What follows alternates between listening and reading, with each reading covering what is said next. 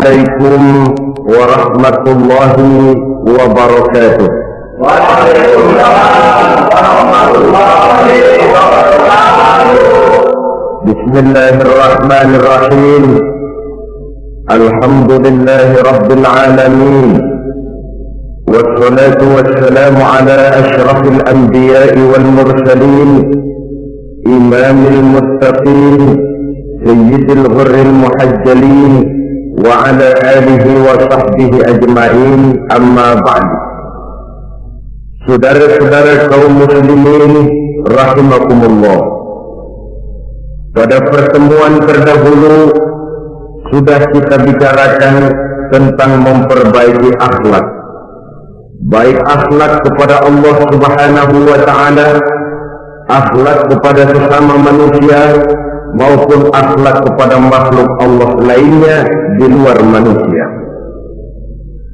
Kemudian secara umum Al-Imam Al-Ghazali rahimahullah membagi akhlak dalam dua bagian besar. Pertama, apa yang oleh beliau dinamakan al-akhlaqul mahmudah, yaitu akhlak yang terpuji. Seseorang yang kepada Allah ia bertauhid, dalam pergaulannya dengan sesama manusia ia mempunyai sifat-sifat yang terpuji seperti rendah hati, sabar, jujur, ikhlas dan lain sebagainya. Kemudian dalam sikapnya kepada makhluk Allah di luar manusia ia dapat mengembangkan nilai-nilai ihsan sesuai dengan tuntunan imannya. Ini seluruhnya dinamakan al-akhlaqul mahmudah atau akhlak yang terpuji. Kemudian yang kedua oleh beliau dinamakan al-akhlaqul mazmumah, yaitu akhlak yang tercela. Seseorang yang di dalam sikapnya kepada Allah mempunyai sifat-sifat kufur, baik dalam bentuk kemusyrikan, kemunafikan, atau hal-hal yang bisa menyebabkan ia menjadi murtad. Lalu dalam pergaulannya dengan sesama manusia ia mempunyai sikap yang tidak terpuji, sombong, riya, ujub, dusta, khianat, suka menggunjing dan memfitnah dan lain sebagainya. Sedangkan sikapnya kepada makhluk Allah di luar manusia ia senantiasa menimbulkan kerusuhan. Itu seluruhnya dinamakan dengan al-akhlaqul mazmumah atau akhlak yang tercela. Untuk memperoleh akhlak yang baik, yang dalam bahasa populernya dinamakan al-akhlaqul karimah, para ulama sufi memberikan tuntunan. Pertama, melalui jalan yang disebut tahalli. Yang kedua, tahalli, dan hasilnya nanti akan membuahkan tajalli. Tahalli artinya mengosongkan diri dari segala macam sifat yang tercela. Sombongnya dibuang, riyanya dihilangkan, suka fitnahnya musnah, dustanya berhilang. Itu semuanya dinamakan tahalli, mengosongkan diri dari seluruh sifat-sifat yang tercela. Apabila ini sudah berhasil dilaksanakan oleh seseorang, ia naik kepada tingkat yang selanjutnya dinamakan tahalli. Tahalli artinya menghiasi diri dengan seluruh sifat-sifat yang terpuji. Bila sombongnya hilang, berganti dengan tawadhu. Bila dustanya hilang, berganti dengan jujur. Bila khianatnya hilang, dihiasi hatinya dengan amanah, dan begitu selanjutnya. Hasil daripada tahalli, menghiasi diri dengan segala sifat-sifat yang terpuji, akan mengantarkan orang untuk sampai kepada tajalli, bisa menyaksikan kebesaran Allah Subhanahu wa ta'ala. Maka pada pertemuan kali ini kita akan mulai dengan yang pertama, tahalli, mengosongkan diri dari seluruh sifat-sifat yang tercela, menjauhkan diri dari semua akhlak-akhlak yang tidak baik. Dan pertemuan ini akan kita mulai dengan membicarakan dusta dan akibatnya. Saudara-saudara kaum muslimin rahimakumullah, salah satu nikmat yang diberikan Allah kepada kita makhluk manusia dalam hidup ini adalah kemampuan untuk berkata-kata, kemampuan menyalurkan hasrat hati dan keinginan jiwa melalui ucapan dengan bahasa sebagai alat komunikasi. Sehingga orang lalu berkata bahwa al-insan adalah hayawanun natiq. Manusia sebenarnya adalah binatang juga, cuma saja manusia binatang yang pandai berbicara. Oleh karenanya ini merupakan satu nikmat yang sangat besar yang perlu kita syukuri. Lidah bisa menempatkan seseorang pada posisi yang tinggi, lidah juga bisa menempatkan orang pada posisi yang paling rendah. Karena lidahnya orang dipuji, karena lidahnya orang dicaci maki dan dicela. Pendeknya seperti kata pepatah, al-lisan saghirul jirmi azimul jurmi.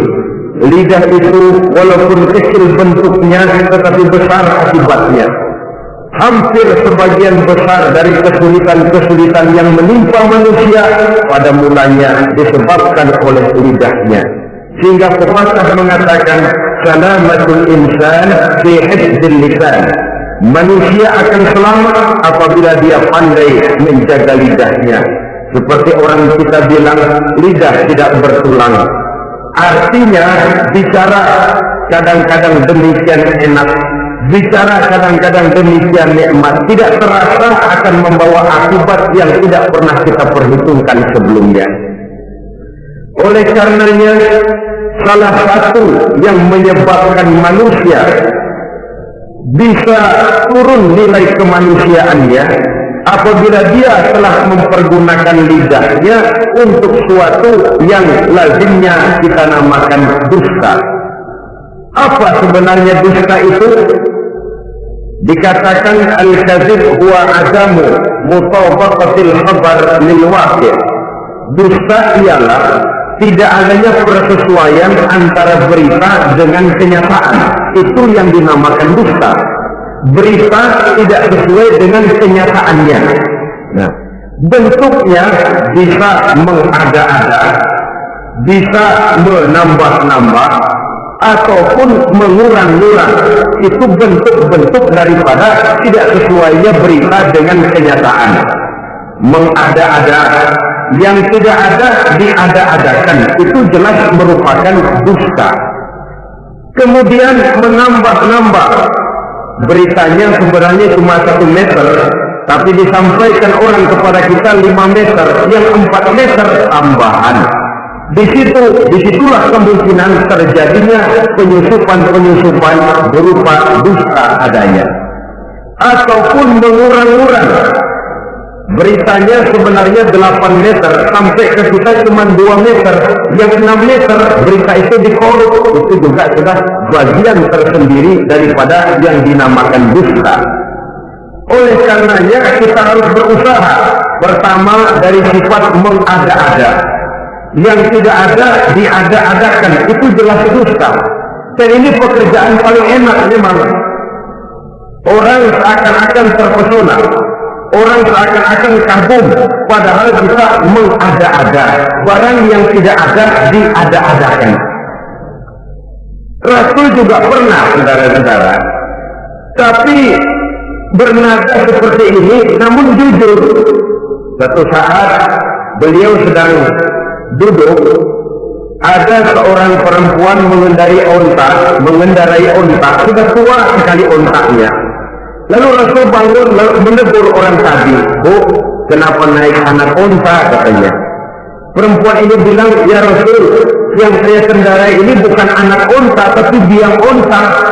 Begitu. Iya, tapi dia punya ibu kan, onta ini punya.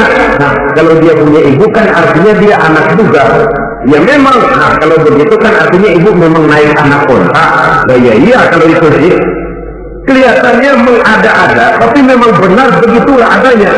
Gurau untuk menghidupkan suasana, tapi tidak terlalu berlebih-lebihan.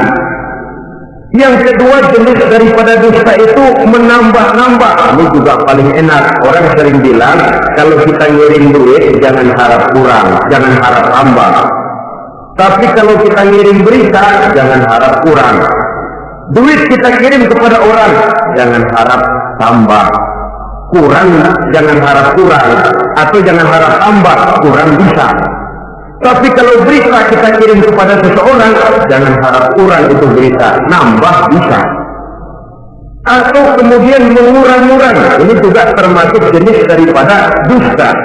Baik mengada-ada atau menambah-nambah, kemudian mengurang-urangi, seluruhnya merupakan pekerjaan yang paling enak. Kita anggap sesuatu yang biasa, padahal akibatnya nanti akan menjadi luar biasa.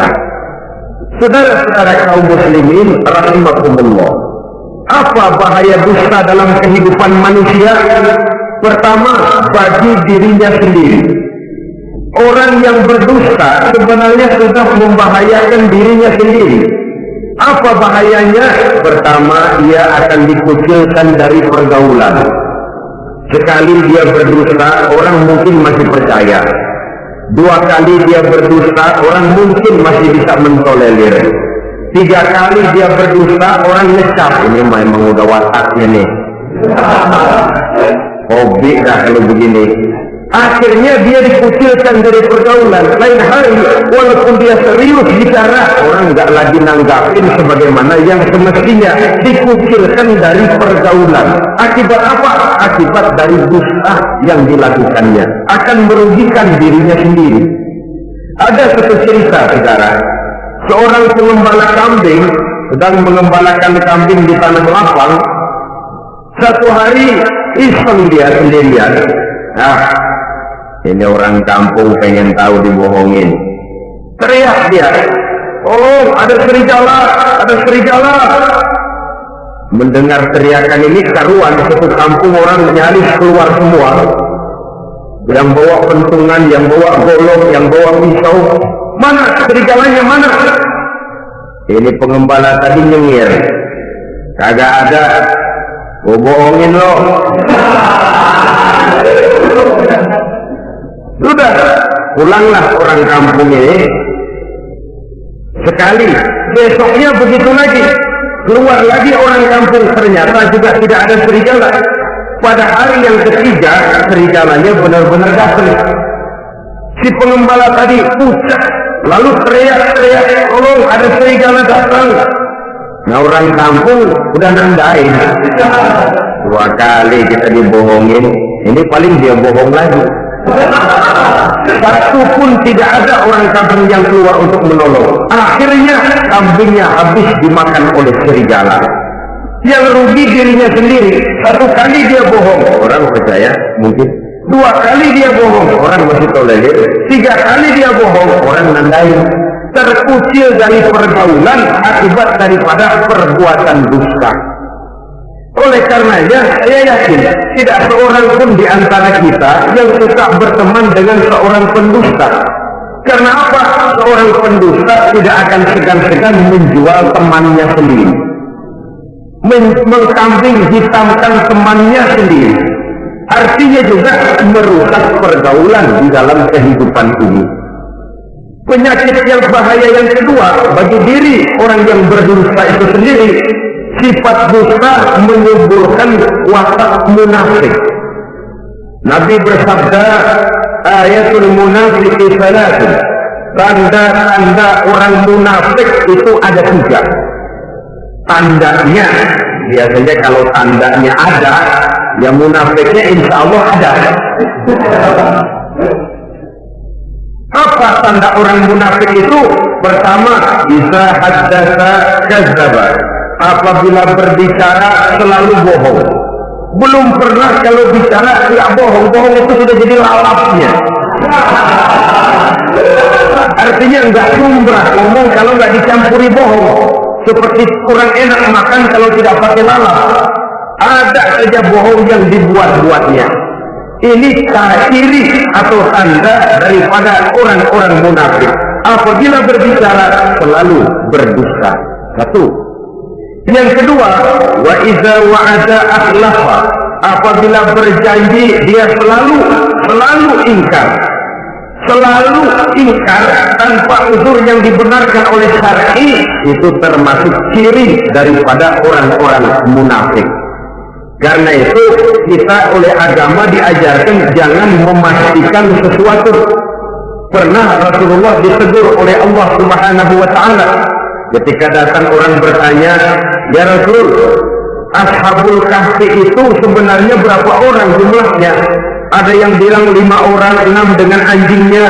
Ada yang bilang 6 orang, 7 dengan anjingnya. Ada yang bilang 8 orang, 9 dengan anjingnya. Yang benar yang mana Rasul? Rasul menjawab, besok. Jawabannya besok. Kenapa Rasul berani mengatakan jawabannya besok?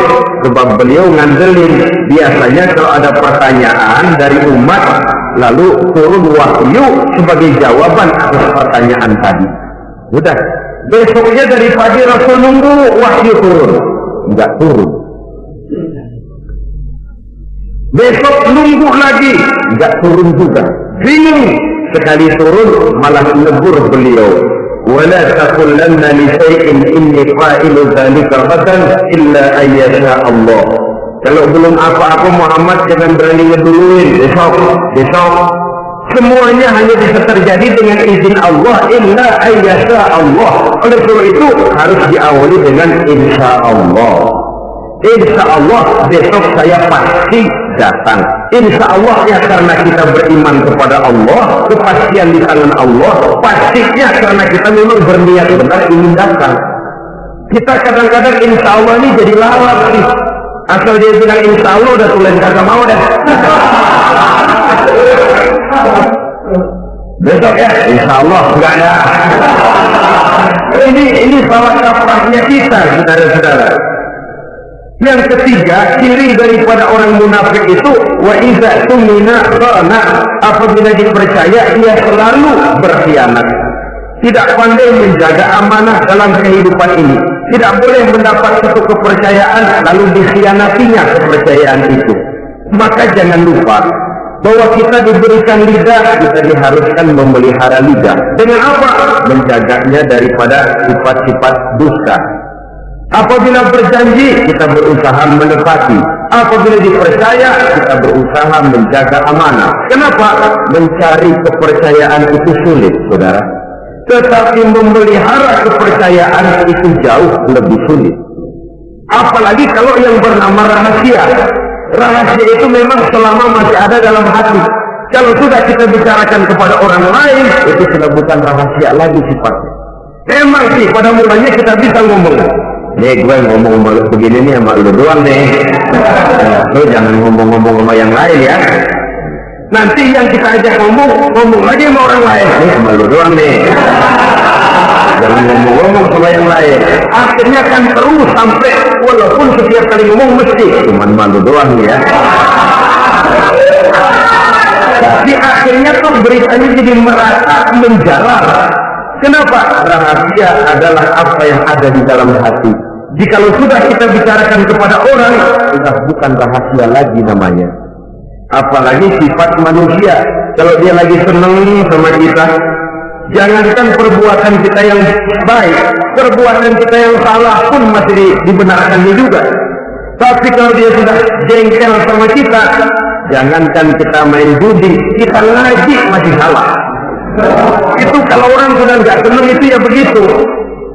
Dia benci sama kita. Jangankan kita main judi, kita baca Quran masih salah. Tapi kalau dia senang sama kita, hampir matanya itu hilang dari penilaian-penilaian yang objektif.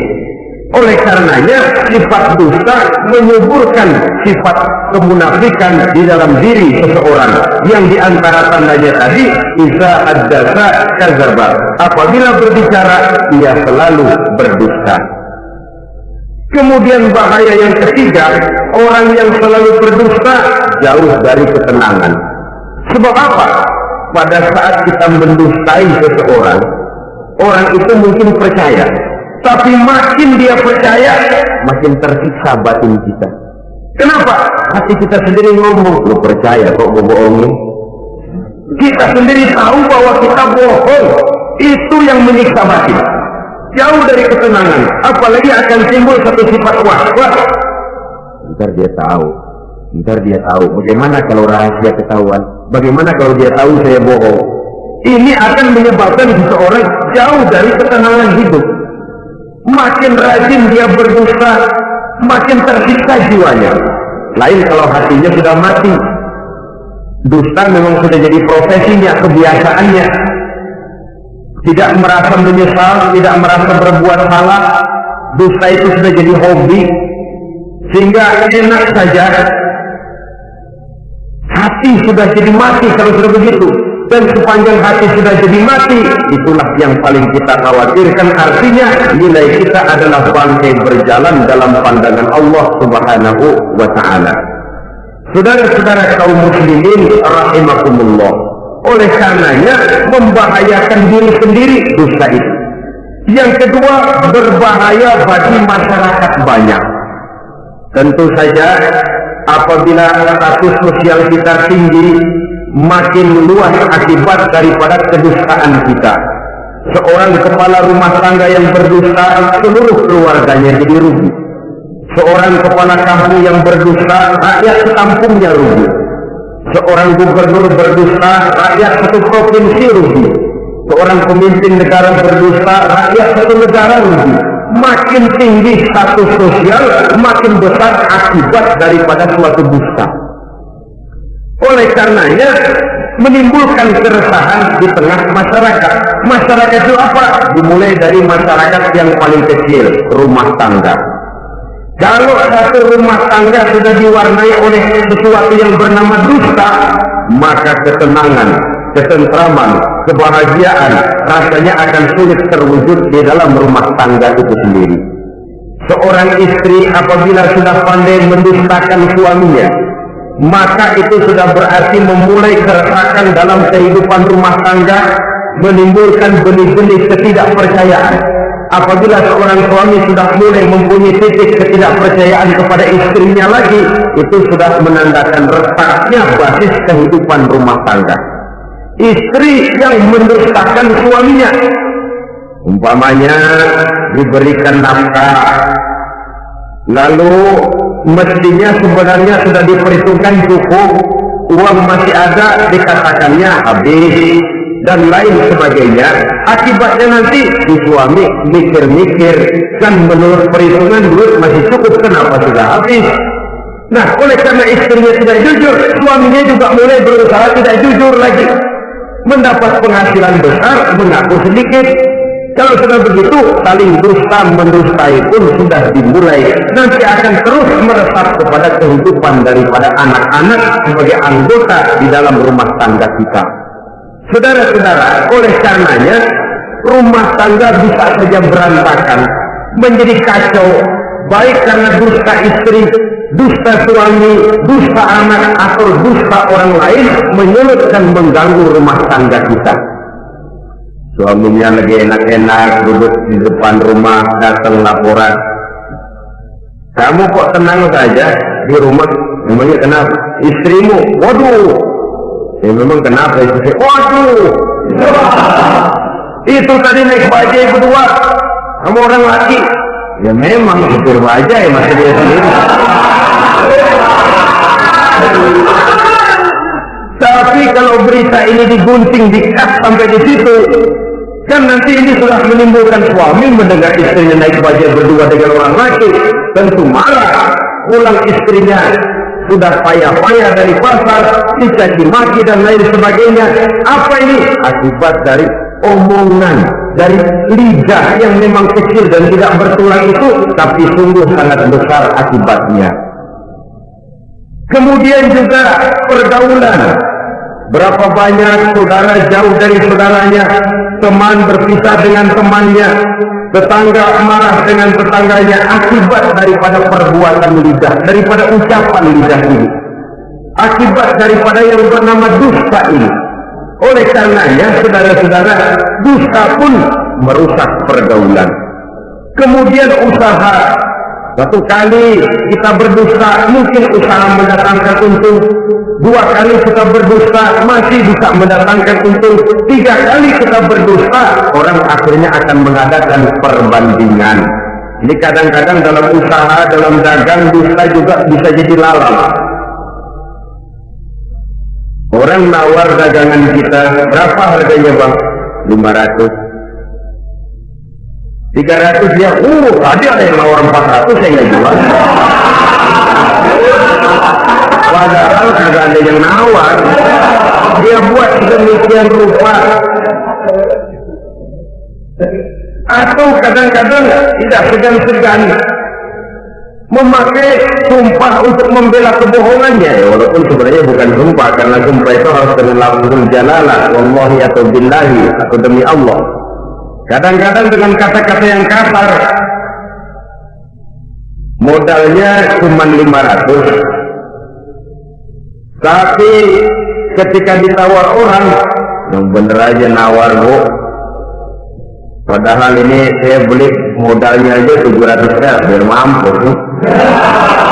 Dia beli cuma 500, ngaku modalnya 700 pakai biar mampus lagi. Saudara hadirin yang saya hormati, sepintas mungkin orang percaya, mungkin orang yang tergerak untuk membeli, tapi kemudian keuntungan yang didapat dengan jalan berdosa itu bisakah membawa berkah dalam kehidupan kita? Rasanya tidak. Dan kalau sudah tidak membawa berkah, maka itu keuntungan itu tidak lagi akan mendatangkan ketenangan di dalam kehidupan. Oleh karenanya menjaga lidah ini memang berat, sehingga dalam satu hadis lain Nabi bersabda, al-jannatu mustaqatun ila arba'ati nafar. Surga rindu, surga kangen kepada 4 macam manusia. Ini model. Biasanya manusia yang kepengen benar masuk surga, ini malah surganya yang rindu, kangen benar kepengen dimasuki oleh 4 macam manusia. Siapa mereka? Pertama, taliyil Quran. Orang yang gemar hobi membaca Al-Quranul Karim. Orang yang gemar membaca Al-Quran dirindukan oleh surga. Apa membaca? Sekedar membaca? Ya, membaca Quran dan beribadah dari sebab membaca itu mengerti atau tidak mengerti artinya. Tapi jangan lupa, membaca adalah alat agar kita mengerti. Mengerti adalah sarana agar kita bisa mengamalkan dengan baik. Itu maksudnya. Baca Al-Quran agar kamu mengerti isinya. Kalau sudah kamu mengerti isinya, kamu bisa mengamalkannya dengan baik. Jadi sungguh pun yang dimaksud di sini adalah orang yang gemar membaca Al-Quran, tapi prosesnya setelah membaca orang mengerti. Orang hanya bisa mengerti kalau dia sudah membaca. Kemudian apabila mengerti, dia terdorong untuk mengamalkan. Taliyil Quran bukan hanya orang yang sekedar gemar membaca Al-Quran, tapi juga yang membawa gaya hidup yang Qurani. Saudara-saudara kaum muslimin rahimakumullah, taliyil Quran, orang yang gemar membaca Al-Quran dirindukan oleh surga. Yang kedua, wa mut'imil ji'an, orang yang memberi makan orang yang kelaparan. Nabi memberikan anjuran sangat, siapa yang ingin dekat dengan aku di hari akhirat nanti, bersahabatlah ia dengan yatim, dengan piatu, dengan janda-janda tua yang miskin, perlu uluran tangan, mereka yang duduk di bawah garis kemiskinan. Bila diberikan kelebihan rezeki oleh Allah, bersahabatlah dengan orang yang tidak mampu. Mut'imil ji'an, orang yang memberi makan orang kelaparan, dirindukan oleh surga. Saudara-saudara kaum muslimin rahimakumullah, demikian besar perhatian Islam terhadap kepekaan sosial, terhadap kesetiakawanan sosial ini, sampai dalam ayat Al-Quran dijelaskan oleh Allah Subhanahu wa taala, ara'aita allazi yukadzibu bid-din fadzalika allazi yad'u al-yatim wa la yahuddu 'ala ta'amil miskin. Tahukah kamu, kata Allah, siapa orang-orang yang mendustakan agama, beragama tapi dianggap mendustakan agama? Kalau sudah dianggap mendustakan agama, artinya imannya dusta, dia sholatnya dusta, dia puasanya dusta. Siapa mereka itu? Fadzalika allazi yad'ul yatim. Mereka orang-orang yang meninggalkan, menyia-nyiakan anak-anak yatim, wala yahuddu ala ta'amil miskin, dan tidak memerintahkan untuk memberi makan kepada orang-orang miskin. kepada yakin kejam, tadi tidak punya kemanusiaan sama sekali. Maka mungkin kita yang rajin sholat, mungkin kita yang sudah 4